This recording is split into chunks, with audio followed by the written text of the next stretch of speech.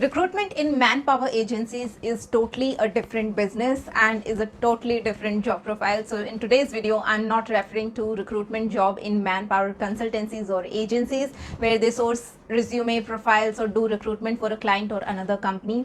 Maybe I'll do a separate video for that job profile, but today's video is specifically comparing recruitment and core HR job within companies where you do recruitment for the company itself. So in today's video, you will learn how recruitment is a part of the total HR work and how it is so different that it has been tagged as a altogether different job profile and it's not considered a HR role. So on that note, let's get started.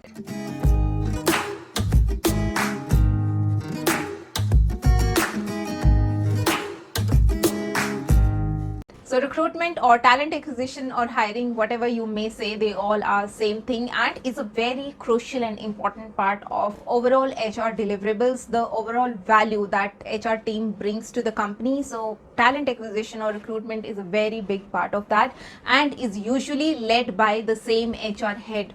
HR head is responsible for core HR operations also and also for recruitment part as well. But why it is tagged so differently? Because there are some definite reasons why it is done so, but it's very important to understand that it does not mean that any one is less or any other is more. It's not that core HR is more important than talent acquisition is not, or talent acquisition is more important than core HR.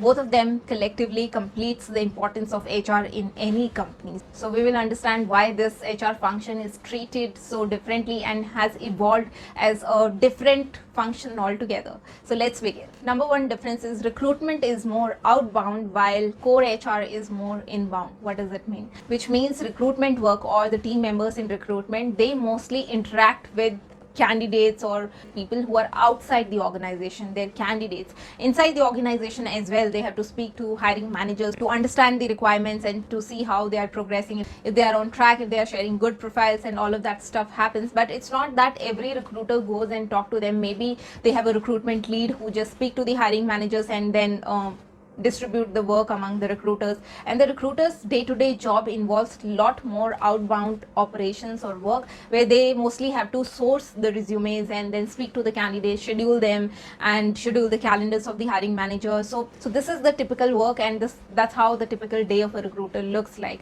While on the other hand, core HR job is more inbound where they will have to deal with internal stakeholders. They have to deal with employees, they have to deal with their grievances, they have to deal with employees payroll, they have to deal with their data, they will have to deal with their queries, insurance, all of that stuff happens. Core HR role is more inbound while recruitment is more outbound. So whatever function or whatever sub functions you see within core HR, maybe payroll, L&D or compliance, comp and ben, so they all mix together well because they all are inbound operations, while recruitment stands out as a different sub function because it's more outbound. It's easy to draw a line between recruitment and core HR functions, while it's not so easy to draw boundaries between other functions, and they all can be clubbed as one core HR functions, though there are various sub functions under core HR as well. We can discuss that in some other video. So this is the first main reason.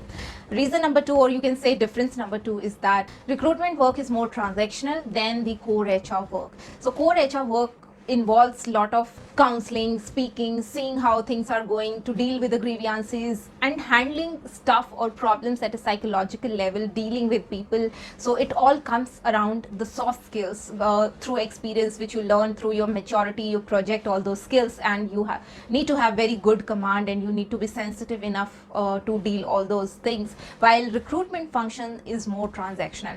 Even if you are not very good at dealing with people handling skills are not much, you can do pretty well in recruitment because, as I said, it's more transactional. You have to source the resume, talk to the person and see if he or she fits as per the skills, and then one after the other there are steps that you need to follow. That now the interview has to be scheduled, now the feedback has to be given, and if it fits then the offer letter has to be released. All of that step-by-step process. While core HR, though there are processes and procedures for every sub functions, but when it comes to people dealing, core HR is more dependent on flow with each case. You cannot really determine what will be the next step for any grievance that the person is handling. The point number three, which is that recruitment is one sub-function of HR which is very measurable, and that's why you'll see also that recruitment has a lot of metrics to it. Maybe it's source metrics, vendor metrics, the closing rate is, your turnaround time for closing the position. All of different metrics are there in recruitment because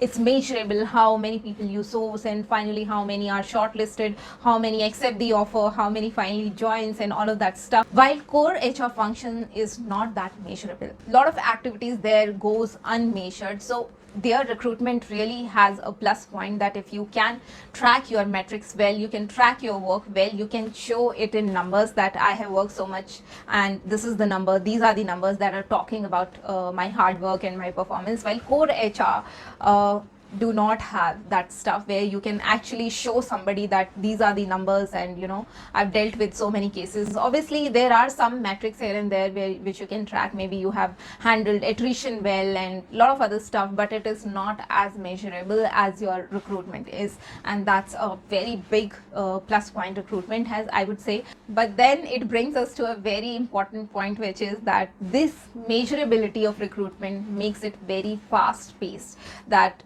because people or you can track the numbers, there's always this rush to add on to those numbers, that if today you got 2 profiles, maybe tomorrow you want to go to 5 profiles, or when you talk about your promotion or to the being at the next level, you have to add up to those numbers to showcase that you have improved or you have done some phenomenal job. You have to add up to those numbers. And in general also, if it is not about being promoted or so, there's always a time associated with any requisition that gets created, because company wants to hire as soon as possible because they are losing out on the work. They need that manpower, so there'll always be comparatively more rush of accomplishing things and finishing the work when it comes to recruitment in comparison of core HR. Core HR is, I would say, more about compliance, that you already know that at this time of the year you need to do this, and now it's time for training, now it's time for KPIs, now it's time for promotions, salary hikes, all of that, or maybe monthly payroll, or maybe your insurance renewal. So you already know the time beforehand and you can act accordingly. You can act well in advance if you want to.